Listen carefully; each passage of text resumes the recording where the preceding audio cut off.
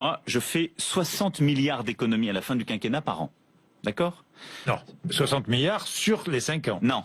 Ah, 60 milliards par an. Oui. Comment ça... Parce que je comprends que pour nos auditeurs, oui. c'est très compliqué à comprendre. Comment ça se passe? C'est que je vais essayer d'être pédagogue. Vous êtes bon en maths alors. Vous allez voir que je le suis utilement.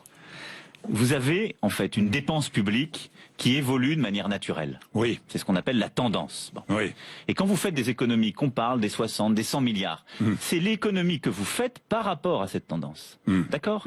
Donc c'est pas une économie en chiffre absolu. Oui. Je ferai à la fin du quinquennat, il y aura 60 milliards d'euros en année 2022 par an de moins de dépenses publiques. Oui. Ça veut dire qu'ensuite, pour toutes les années qui suivront, par rapport à la tendance qui aurait préexisté, il y aura 60 milliards d'euros de dépenses publiques en moins.